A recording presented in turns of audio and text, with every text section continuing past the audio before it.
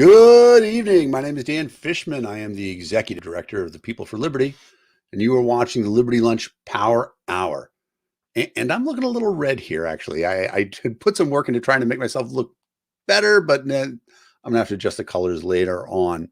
Fortunately, I don't have to worry about being too colorful because I'm on with a person who is known for character. She's known for color. She's known for activism.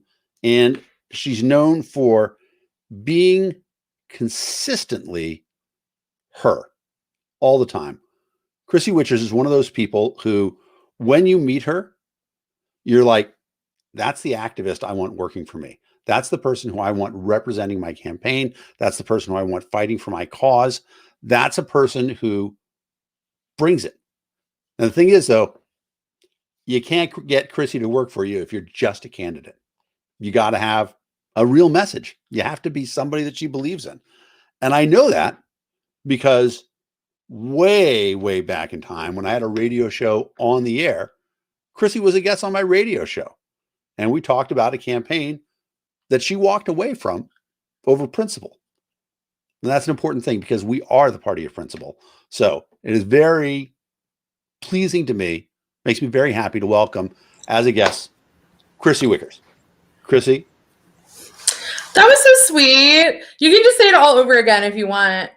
If I had it written down, I would. That was just sort of extemporaneous. But it's true that, our first meeting, the first time we really got to know each other was about a campaign that was going on in Michigan at the time, right? Yes. Put on through YAL. Put on through YAL. And you were brought in. You're like, hey, do you want to work for a libertarian candidate or a liberty candidate in Michigan? And you're like, well, it's got to be Justin Amash, right? Who else could it be? It's not going to be Gretchen, whatever her name is, or any of those other people. And of course, you left that campaign, right? Yeah. So, I got an email it was actually from Justin Grice, and it said, hey, you want to come up to Michigan and work on an initiative with a liberty candidate from Michigan that everyone loves. And I said, oh my gosh, is it Amash? And he's like, I can't tell you, but you'll see. So what do we think? Right? We think it's Amash. There's 100 of us that went up there. And we got all the way up onto Mackinac Island up in Michigan. So it's up on the tippy top up here somewhere.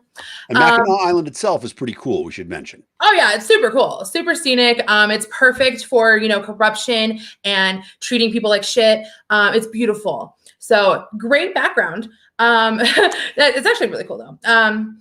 But yeah, so we get up there. They didn't even tell us anything until we were on that island. Mind you, we had already been in Michigan a few days. So we were all curious. We were all excited. They even said if we performed really well, we could get to have lunch or dinner with Amash. So right?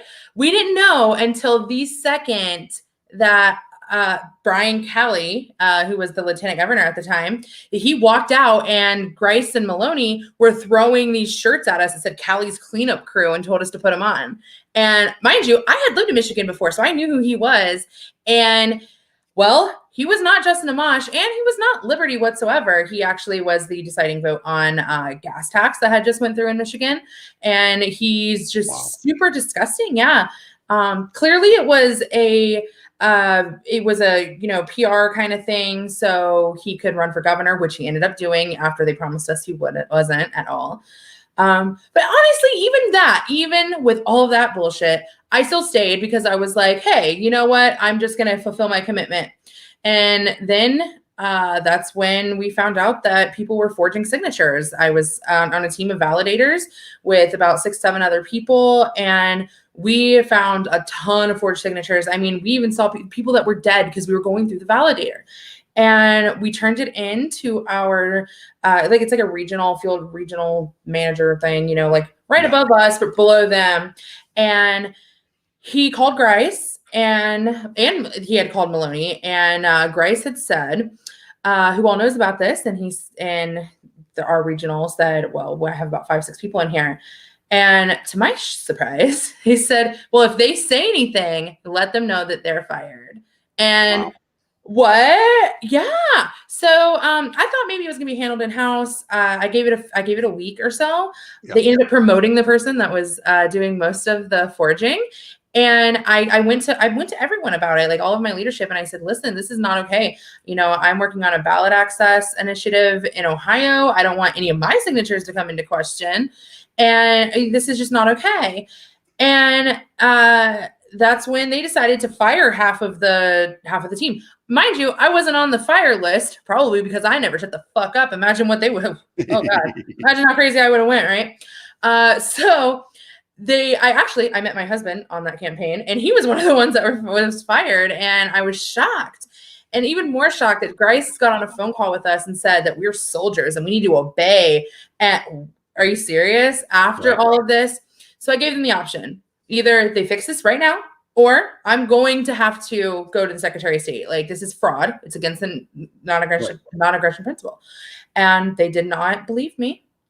So I did what I thought was right. And the campaign got shut down.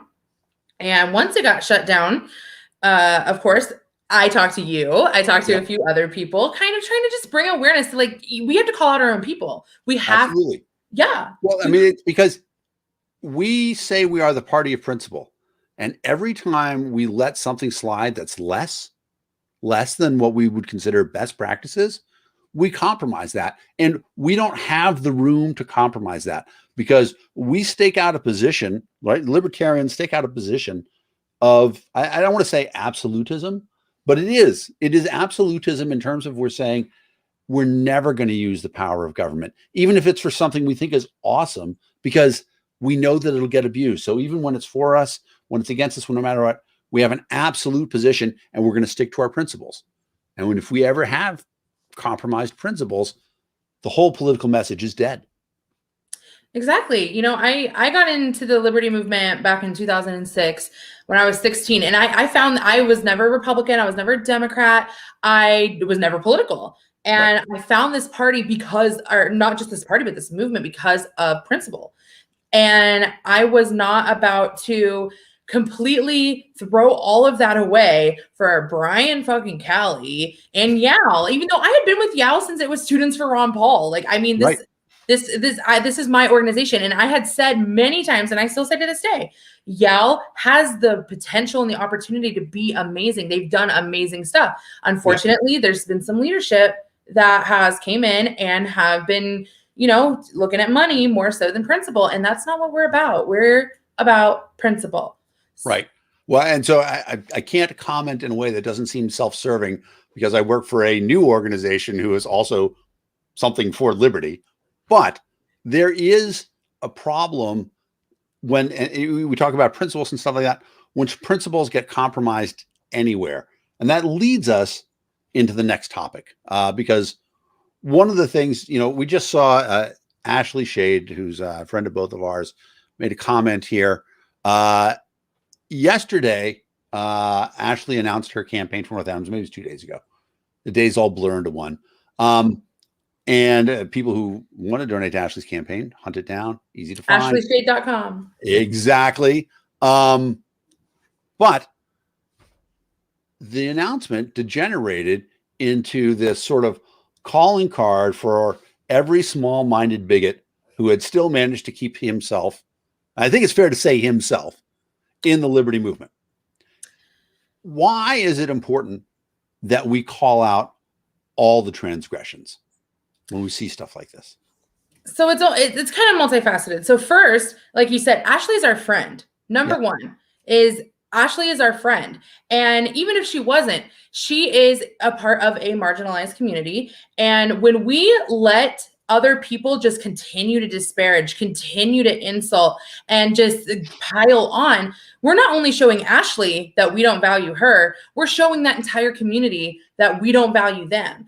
And we're showing that we would rather, hey, we'll just let the bigots be bigots. They'll just go away. No, that's not, they don't go away. We've been doing that for a couple million years. They don't go away. So when we actually say something, even if it doesn't work, because 9,000 times out of, 10,000, it never works.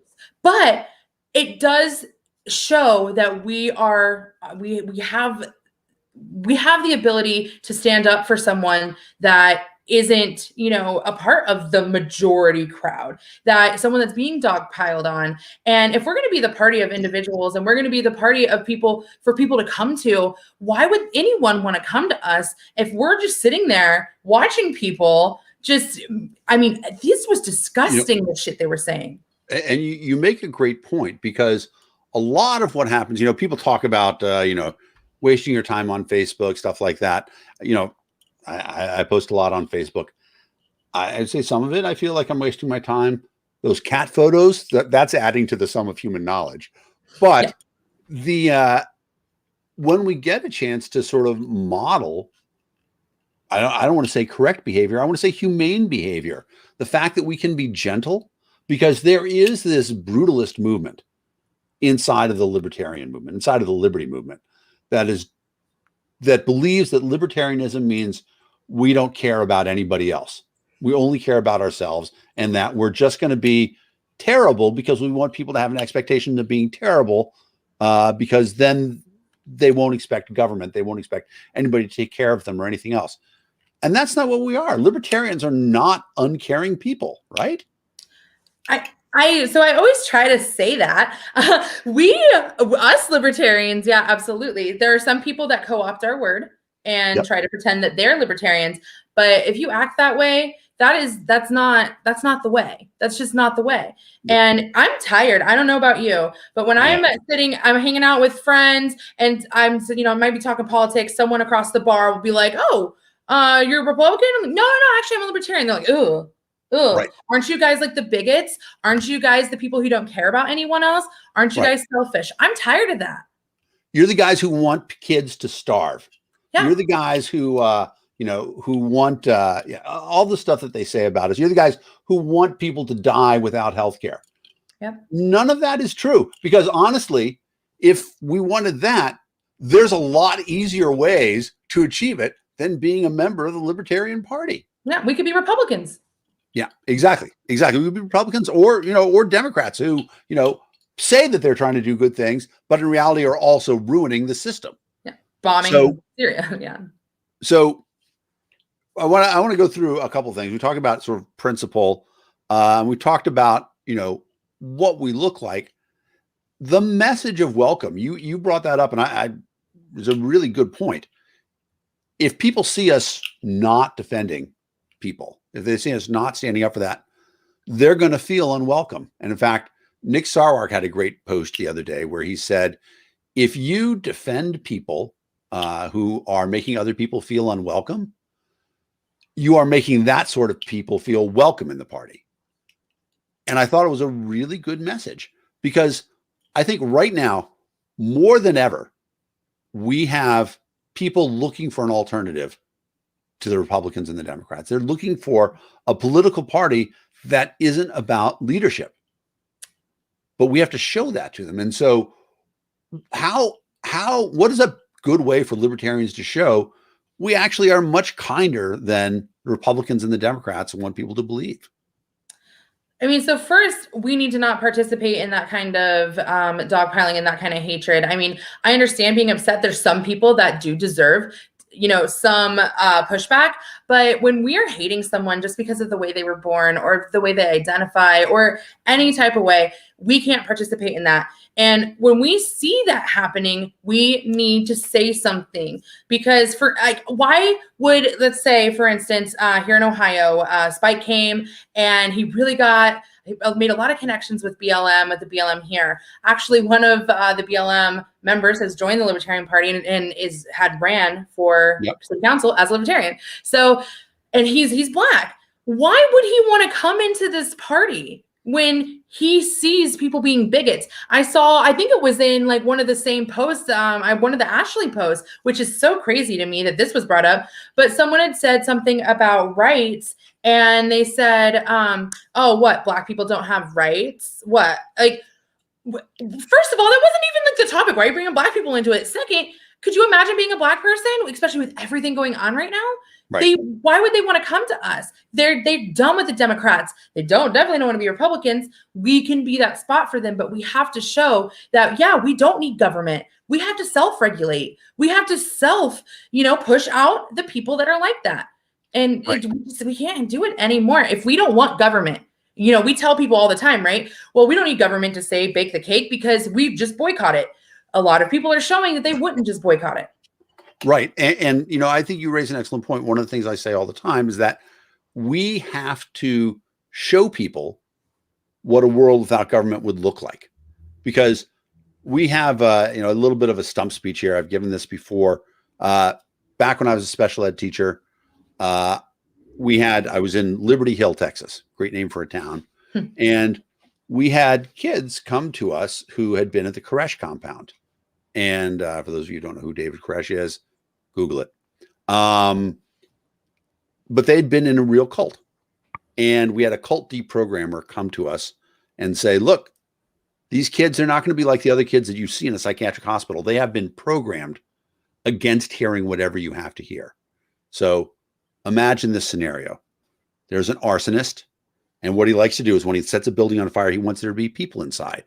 So what he does is he dresses up as a police officer and he knocks on the door and he says, excuse me, there's a sniper in your neighborhood and he's going to try to get you to come outside and then he wants to shoot you. So just stay inside until another police officer comes and tells you it's okay.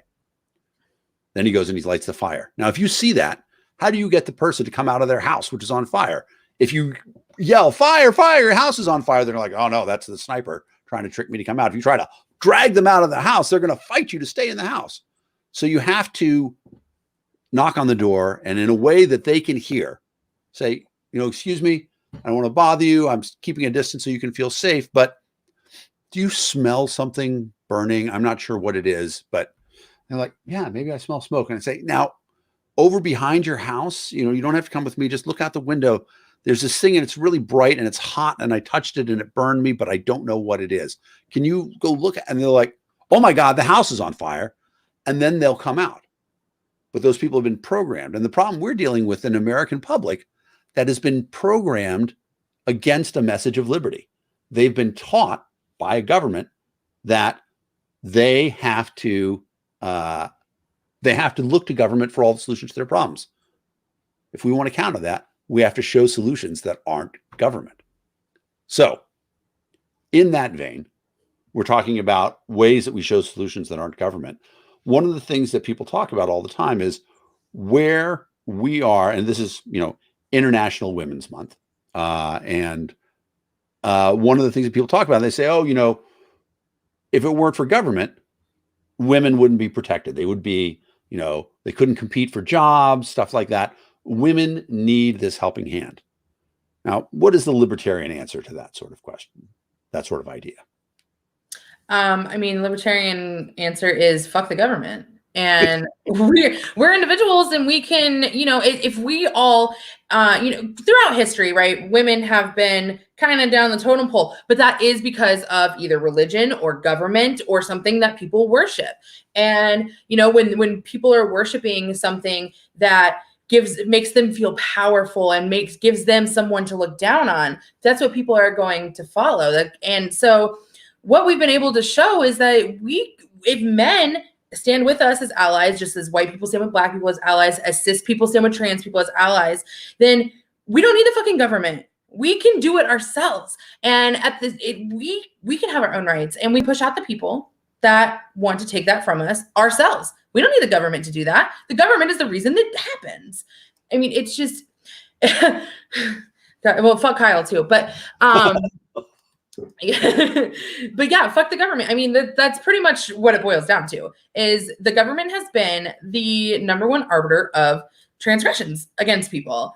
And the only way to end those transgressions is to get the government out, and the people who still worship them and who refuse to move along, they need to just go and hang out with the government. They can go and fuck off too. And so it's a very insightful point. The libertarian answer to equality for women or fair treatment has actually nothing to do with women. It's about government. Yeah. It's the same thing probably for the libertarian solution for almost everything, right? Fundamentally, if we let people be make their own decisions, some people are going to make bad choices. Some people are going to make good choices, but things work out. So, it's funny. This was brought up to me the other day. The organization that I'm working with now, People for Liberty, the chair is a woman named Lauren Postler. She's a genius. Yeah, she's clear, straight up genius. And somebody asked me, they're like, how is it that you end up in these situations where you're very successful? And I said, well, quite frankly, it's because I don't have any problem whatsoever working for women. If a woman wants to hire me, it's not an issue that she's a woman or anything like that. I just want to work with great, brilliant people. And that's a path to success. There are, I have a friend who is, so my wife is a software engineer. Not a lot of women in that position, in that field. But so there was a company in Boston that they didn't try to only hire women, but it worked out that way. The CEO was a woman, et cetera, stuff like that. And what they found was they had this incredibly tight-knit environment where people didn't actually need to be paid a full-fledged salary because the environment was so awesome to work in. And they were so, you can get paid in things other than money. You can get paid in a great work experience and stuff like that. And, if there's a thing where women are being discriminated against or anybody's being discriminated against, some company's going to take advantage of that and say, hey, we can hire those people and they're awesome because they're available, because they're being left behind. So I think we've sort of hit that one pretty far. Let's talk about where we are now going forward this year. It's the 50th anniversary of the Libertarian Party. And, as it's funny because I think everybody who's in the liberty movement, like, we both love and hate the party all the time. It's one of those strange relationships. What are some of the things that you would like to see the party grow to in its second 50 years? So I do want to say the party is almost as old as you. Nice. It's true. I am 53 years old. Had to get that one in. So I honestly, especially with a new kind of culture coming into leadership, there's still some stragglers in there, but we won't talk about them.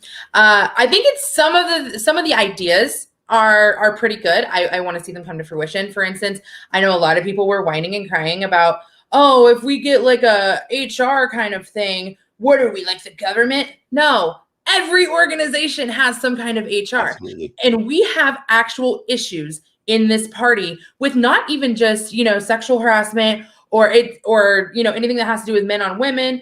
We have women in here that are catty assholes too. And not just catty assholes, because we can deal with catty assholes, right? But people who actively try to ruin your reputation, people have gone as far. I've had someone call my job to tell them that I'm on drugs, which they already know that. Okay.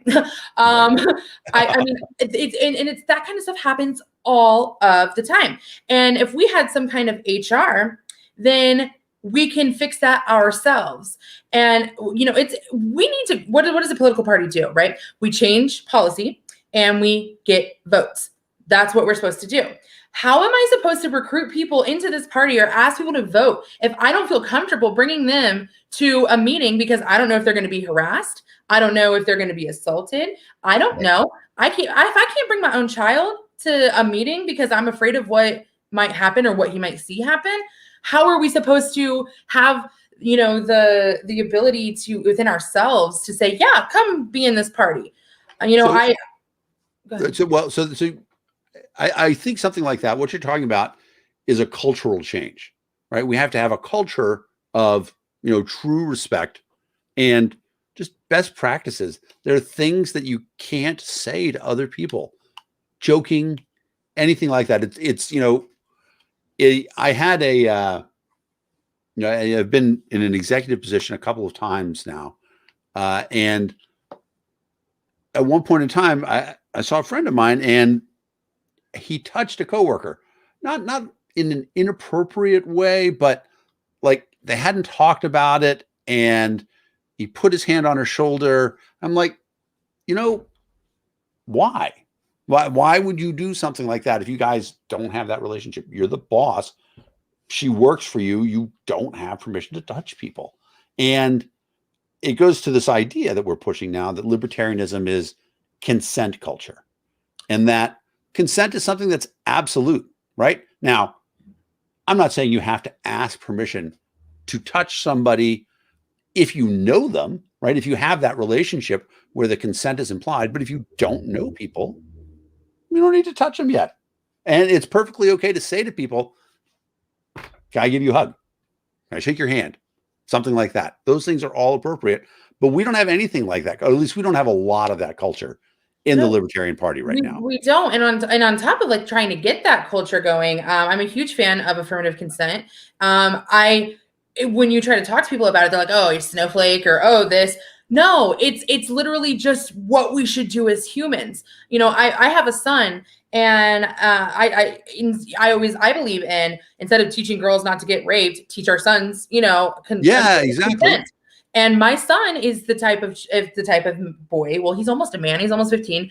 He asks people, hey, can I give you a hug? You know, if he wants a hug. And, you know, hey, can I hug you? Or like, hey, you know, this, because that's what he's learned to do. And that's what I want us to learn to do. Like, we can ask people.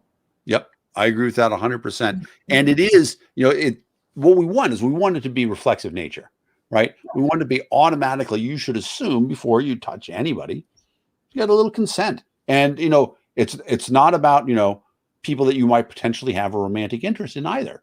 You know, people you might play sports with. You know, if you get on a football field, it's understood you're going to be tackling each other. But, you know, if you are in a place where, you know, you guys might go, your friends, you might go running or anything like that, you know, hey, do you mind? I see your shoulder's hurting. Do you mind if I try to push your shoulder into place, something like that? Whatever is the thing, having conversations and talking is so much better than just touching somebody without consent. Yeah, and we believe here in the party, you know, we say that we get taxed without consent, we get this without consent, and people always say like passive consent, you know, like, okay, well, if we don't believe in passive consent when it comes to taxes, and we don't believe in passive consent when it comes to war or anything like that, then we need to practice what we preach. So I feel like you are reading my question script list here, because that's exactly where I was going to go, because I had a conversation where I posted this yesterday. We posted a few different things. One of the ones was we posted the picture of Cuomo with his third accuser, where he has his hands on her face. And, you know, he was heard to say, can I kiss you? And this is a complete stranger, right? He's never met her before. He is the governor of New York. And he comes up and puts his hands on her face. Can I? Not okay.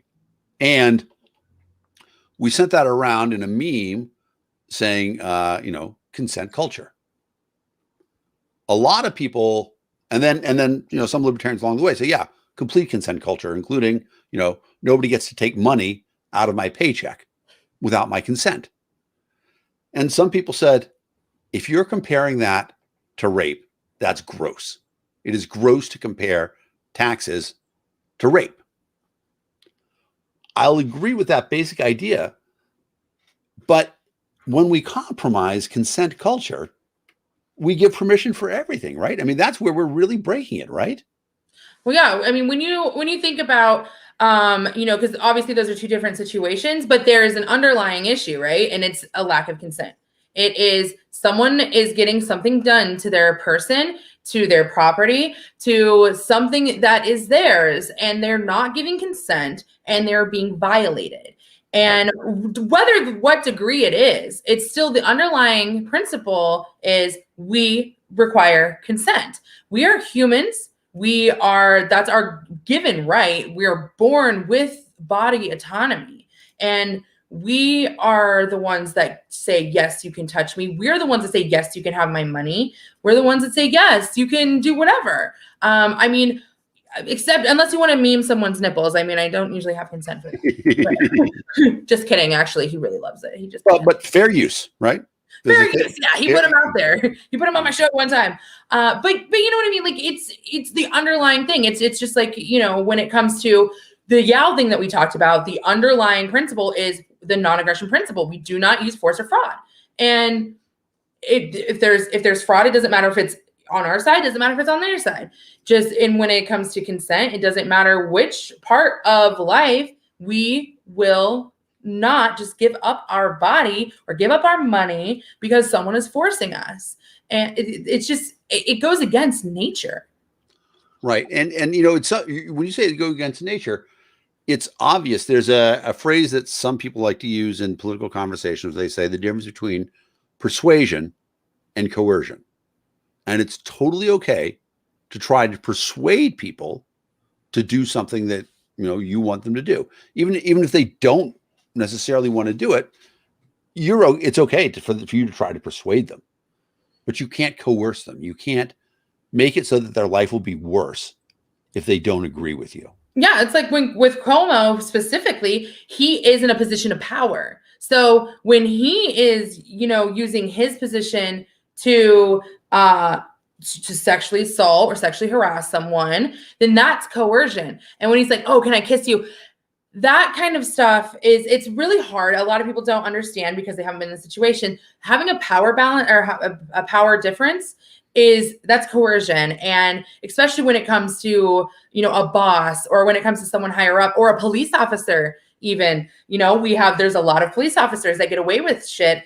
And a lot of women don't even know that they have been, or even men, they don't know that they have been assaulted. They don't know that they've been harassed because they're like, okay, well, I guess I'll just do it because I don't want to get in trouble. That is still going without consent. So, and that's a critical thing. Let's explore that in a little more detail.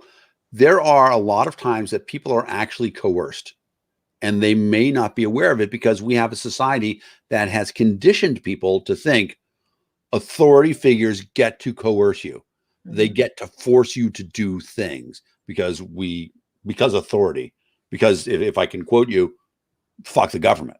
That's and one of the things that we're trying to do is to teach people, no, you don't have to ever be coerced by authority, because authority is not natural. Nobody should have power of coercion over you without your consent. Exactly. And, it's funny. I have a lot of friends that just willingly let the cops search their car. They just willingly, let the cops do whatever to them. And they don't even realize you can say no. I mean, I got pulled over and I always tell the cops, like, no, you can't search my fucking shit. What, you got a warrant? My husband, who knows all of this, who knows this implicitly, the cop asked to search him and he had the weed in his pocket. And I'm like looking, and he's like, yeah, he got scared, because that is what we're conditioned to do. We're conditioned to be afraid of authority. We're conditioned to be afraid of someone who has power. And so we get into a position where we freeze, where we don't know, I know I'm supposed to say no. I know I'm supposed to fight back, but I just freeze. And then that's where they get, a lot of drug busts. That's where they get a lot of, just pretty much all of their revenue is just from people consenting, and they're not actually consenting because they're being coerced. And a lot of people don't realize that. That is an interesting thing. I know a few what I call second generation libertarians. People Ovens is a great example. Nick Sarwark is one, and actually, his kids are third generation libertarians. And having seen them in action, they are reflexively libertarian. They don't have that. If somebody asks them to do something, they're not disrespectful. They think about it and they consider it, but they don't blindly follow authority. And that culture is what we're trying to change. When we talk about complete consent culture, because that's what it has to be, right? It has to be in your soul. Mm-hmm. That's the change that we have to see. It has to be in your soul. I'm not going to do what this person orders me to do. And there's so much pressure on everybody to believe in certain situations. If it's something really terrible, if somebody orders you to do something, you got to do what they do right away, what they say right away. And we're seeing that now to a certain extent, right? We're in the middle of this pandemic where a lot of people are saying, well, they ordered me to do this, and so I should do it.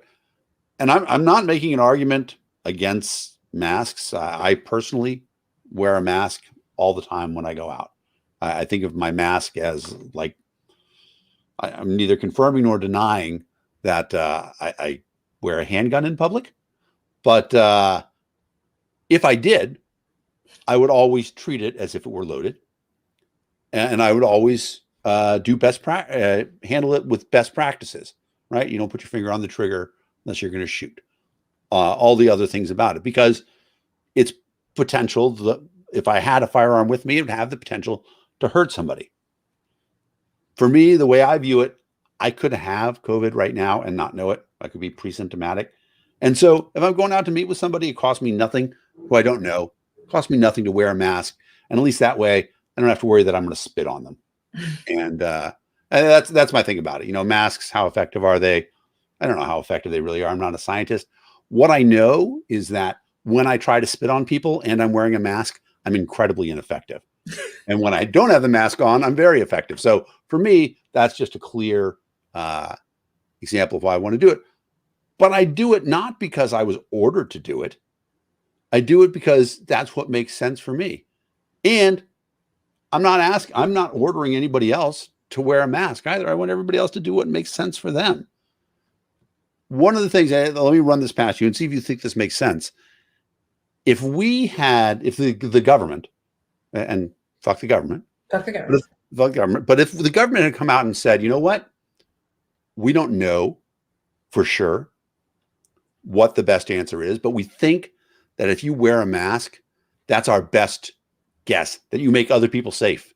It doesn't have anything to do with your safety, but we can very easily demonstrate that you can't spit on people, which is one way that you can. Well, no, but I mean, I use that as an example because it's one of the ways that you can infect somebody. You can definitely infect somebody if you have COVID and you spit on them. And say we can demonstrate very clearly that if you're wearing a mask, it's much harder for you to spit on people. So just out of respect for everybody else, we'd ask you to consider wearing a mask in an opportunity where you might accidentally cough or spit, whatever. More people would wear masks. I agree with you 100% because then you wouldn't get the resistance of fuck the government. Because I like said, like, you know, in many ways, if you ask me to put my shoulder to the wheel to help move something heavy, I'm in. I want to help. I want to help. But if you tell me you're going to harness me and force me to pull that load, I'm like, man, fuck you. I'm going to spit the bit. I'm going to fight against it. And I think that's to some extent intrinsic in all of us, right? I mean, you've got that fight. I've seen it.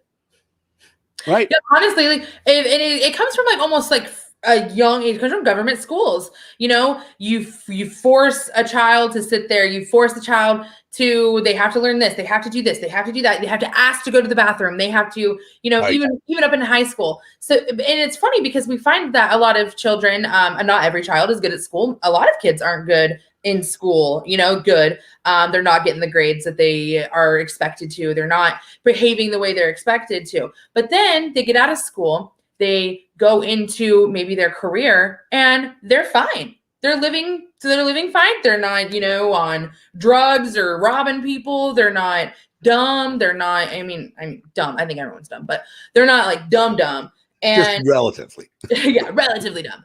So it's because they're not being forced into that. And we all have a rebel in us. I mean, some of us act a little bit more rebellious, but we all have it in us, and we all are, you know, we don't want to be told what we have to do. And when I'm told that I have to do something, that makes me really not want to do it. And it actually makes me kind of want to do the opposite because I just want to say, fuck you. Yeah, I'm exactly the thing. And Elizabeth, you are making an outstanding point here. I want to bring Elizabeth's thing on here. Moms could have handled this mass situation all on their own. Don't piss off, Mom. Exactly. And the thing about it is, you know, most moms will tell you there are very, very, very few circumstances where they pull out you have to do this and there's no explanation. You just have to do it because they know they only get so many of those with their kids. Otherwise, you know, it's about persuasion. It's about saying, you know, understand what's going on, stuff like that. Coercion versus persuasion. It's using reasoning. And, you know, if you are raising your child to understand and you're talking to them, you know, I'm one of those. I'm heavily against striking children. I believe in my son's non-aggression. I believe in he has a NAP, right? He's got the non-aggression principle. And so I don't believe in striking children. And so with my son, I hear a lot of people say, well, if he's if my kid touches something hot, I'm gonna smack him. And what I do instead is I say, okay, so what happens is when we turn this knob, it makes it really heat up. And if your skin touches that, then it's going to melt and it's going to be painful, Right. and you might get infected. And so you reason and you have that conversation, or not, let your kid go and touch hot stuff. But, Right. it's using persuasion, it's using reasoning instead of don't touch that. Because you know what they want to do? They want to fucking touch it.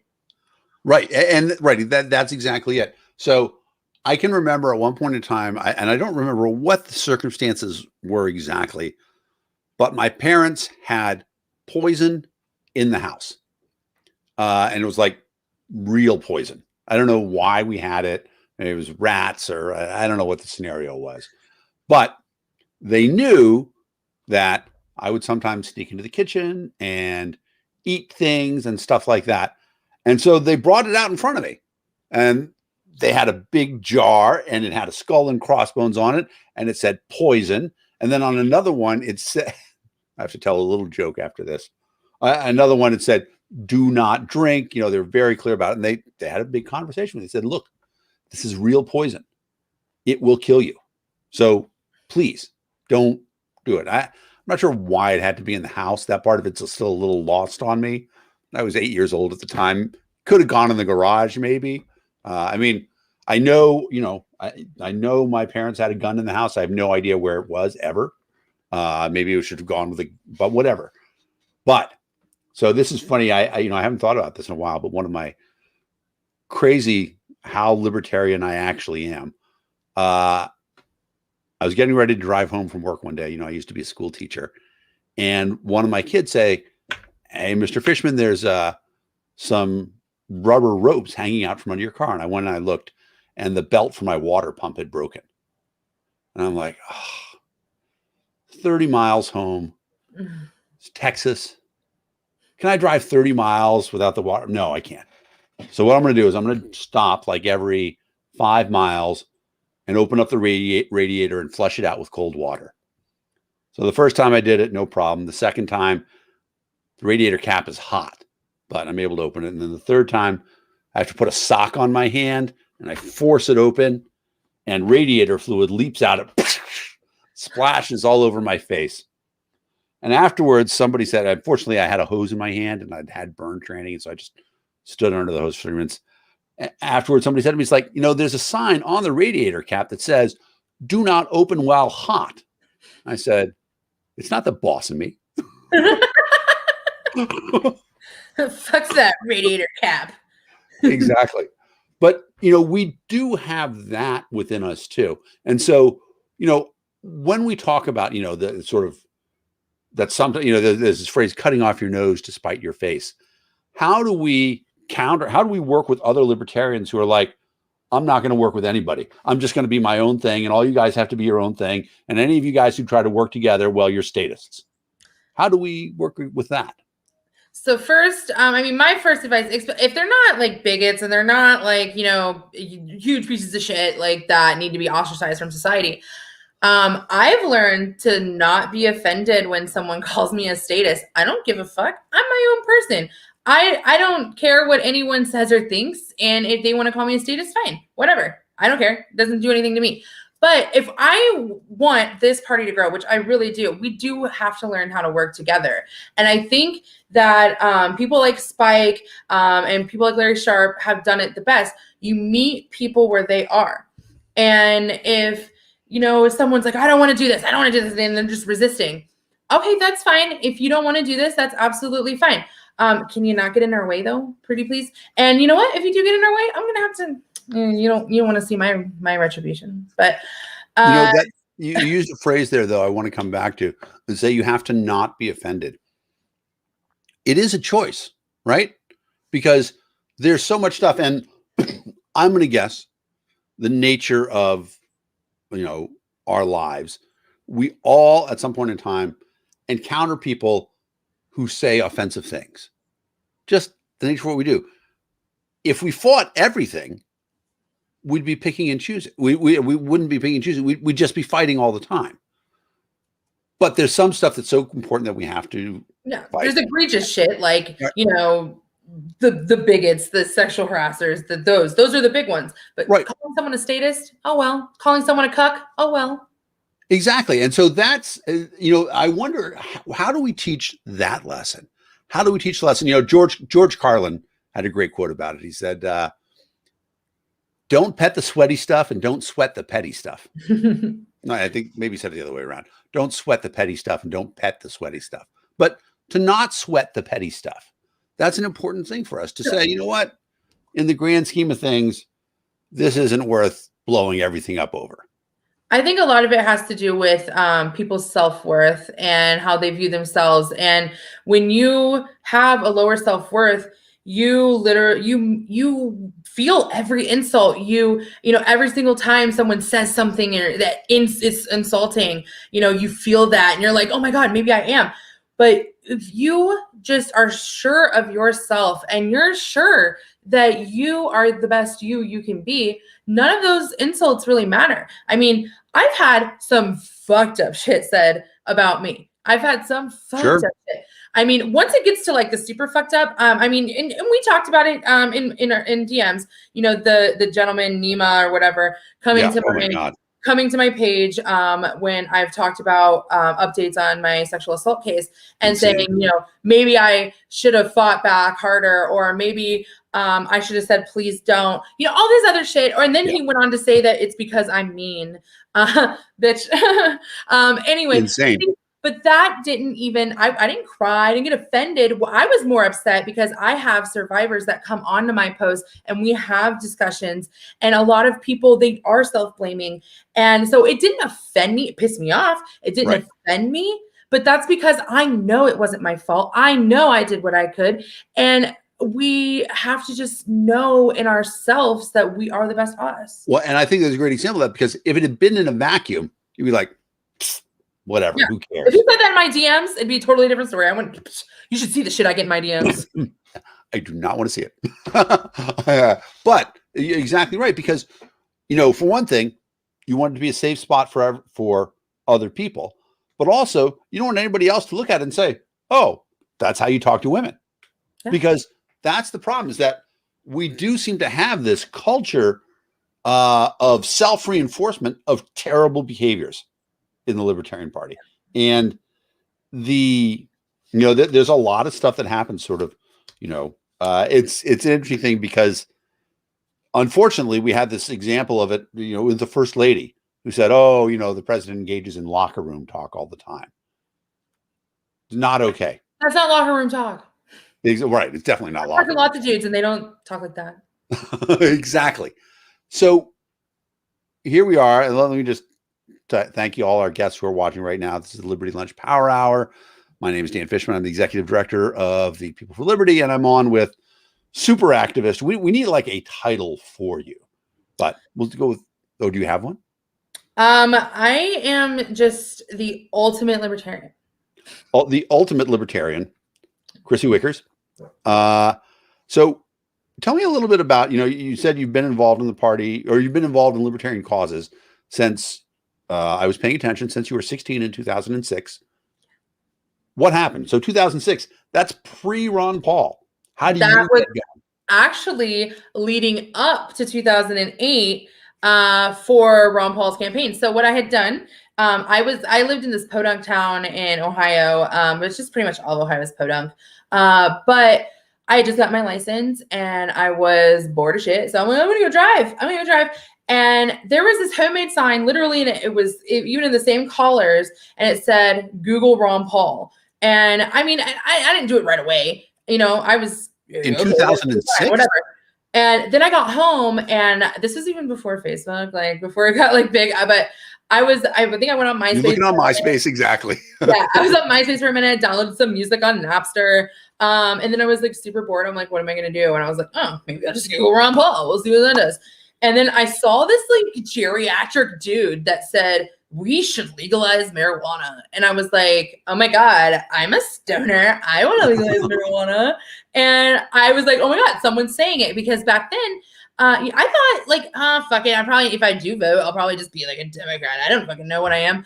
And Obama wasn't even saying that yet. Nobody was saying that. And so to see this like old man say that, I was like, oh, that's cool. I wonder what else he's saying. And then I saw he said something about ending the Fed, and I was like, the fuck is the Fed? Wait, right. what's the Fed? And they print our money? No, they don't print our money. The government prints our money. And wait, what? And then I saw, him talking about ending the war on terror, and I was like, wait, what is going on in the world? And I've recently been diagnosed with ADHD, but apparently I've had it my whole life. I hyper-focused on libertarian philosophy for about 6 months. And I mean, like we all do, right, when we get into it. Yep. And I was like, oh my God, my world changed. And that's literally, it was life-changing. I went from, my whole town had an opioid epidemic. My mother was an addict. Who knows where I would have been if I wouldn't have found this passion. And I decided to go to school for political science. I decided that this is what I was going to do for the rest of my life. And it was because just the message of liberty and being free, being told that like, I'm a free person. What? No one told me that. And it's nice and it's wonderful. And I want other people to feel it. One of the things that there's another libertarian activist who says, if we try to tell Americans that we're trying to set them free, most Americans respond and they say, I'm already free. What are you talking about? How do we get past that barrier? How do we convince people? Because it's kind of a bummer to make them realize that they're not free. Yeah. So I think part of it is we need to stop telling them things. We need to stop telling them and talking to them, and we need to start listening. And we need to, if we want to get someone in the party, right, or we want to get them to understand, my tried and true method is, what kind of things like are pissing you off? Like, I can tell you all day what pisses me off. Like, what pisses you off? And then they'll start talking about it. It might sound mild at first, but then like, you're like, oh my God, really? Like, why do you think that is? And you just, you ask them questions and you ask clarifying questions. And then before you know it, they're sitting there and they're saying, fuck the government. Dude, I didn't even realize it's the fucking government. I can't tell you the joy I feel when I see, I can watch it happen too. I watch when I ask a question, I'm like, why do you think student loans are like that? Especially with my college friends, like, why do you think they are? And then they'll be, well, the banks, well, no, actually, let's Google it. Like, who actually, does this? And then they'll be like, wait, what? And what the fuck? And like watching it happen is just so powerful. Yeah. It's funny you say that because I had a conversation. I was speaking on a college campus and people were talking about student loans and they're like, well, the banks won't give out loans. I'm like, what do you think the banks do for money? Right. The banks, that's their business. They are money lenders. They want to give out money. They just want to get paid back. Yeah. Who's a better judge of that? And I find that's a great way to do it. You raise a great point that finding that one issue, because there's a guy named Jim Bouchard who wrote a book called Crazy Angry Libertarian. And he said, no libertarian is converted to libertarianism. They discover they always were a libertarian and just didn't have the way to bring it out. That trick of asking people, trick is probably not a good word for it, that caring enough to ask somebody about what's bothering them and what's in their way. It's a really good technique. Libertarians aren't necessarily the best listeners on first encounter, right? We tend to talk a lot. How do we teach better listening techniques? It's funny. I actually just, I was consulting a candidate last night and we had this conversation. So I had, okay, this is like a wild idea. Like pickup artist classes, right? No, I have no idea what you're talking about. That's how you got your wife, right? What if we paired some people like Larry Sharp or paired people like Spike and, just taught people not just how to message libertarianism, just how to message, send to people. And, because I found, when you go, I know you've been to them, when you go to a libertarian convention, oh my God, they never shut the fuck up. And everyone has to, it's like a dick wagging contest, but it's like an intellectual dick. They're like, let me show you how smart I am. And that does not turn anyone on. That dick does not turn anyone on. Right. What does turn people on is when you have your listening dick, right? And so if we are going to try to help other libertarians, first, those libertarians that have this kind of issue, they need to be a little bit self-aware. I'm self-aware. I'm loud. I'm obnoxious, kind of a bitch. I'm self-aware. I can say that about myself. Some libertarians need to be able to say, you know what, maybe I have some, social awareness issues. And then we can then pair them with maybe even Toastmasters. If we don't want to, have them talk to just libertarians, Toastmasters, and there's plenty out there. And once we learn to just actually have a conversation, then we can get into how to message libertarianism. That you raise an outstanding point, because there are a couple groups that I'm in, sort of social Zoom gatherings, like everybody's doing, in quarantine. And in each one of these groups, there's a person who is, for whatever reason, and they're not mean, but they're abrasive, and they don't mean to do it, but they say things that make people uncomfortable. They interject points in conversations that just nobody wants to talk about that right now. And we never say anything about it. We just like, ugh.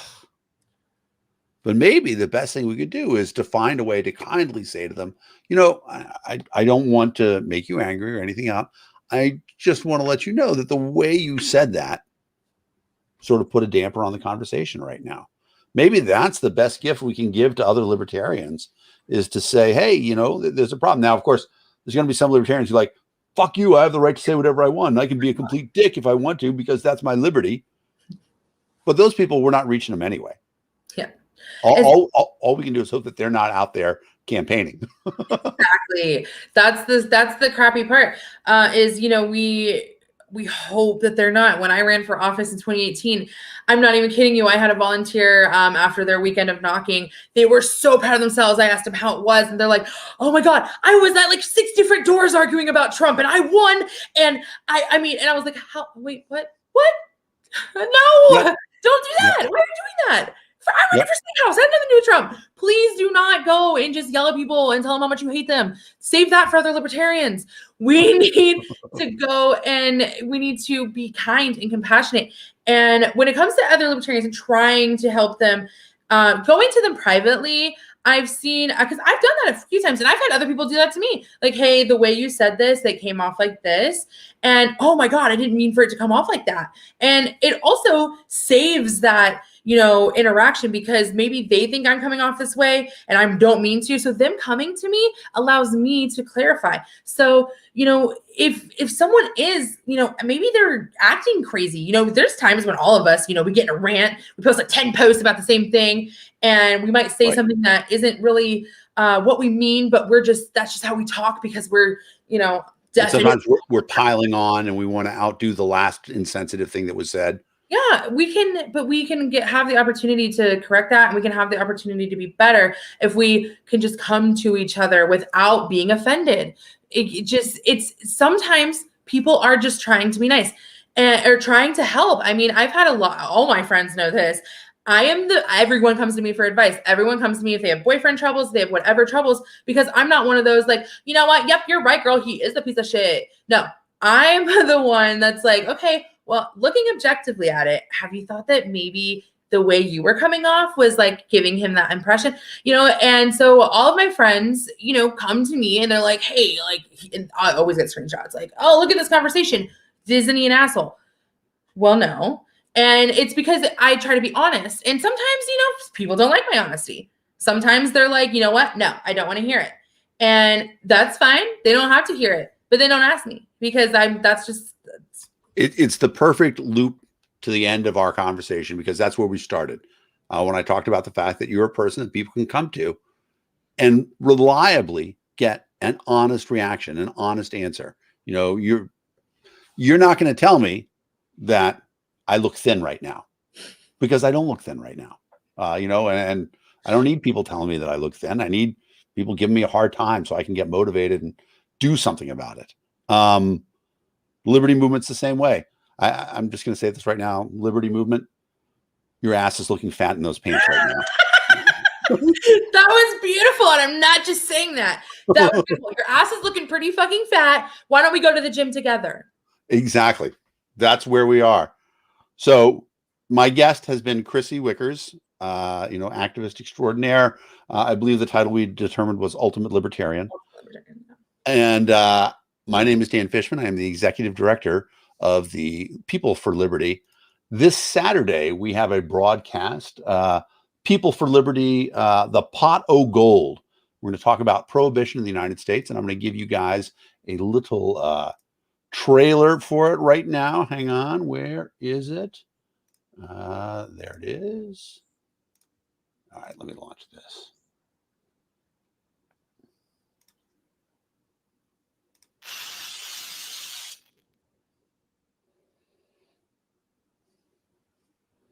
Hey, Jo Jorgensen here, 2020 Libertarian presidential candidate.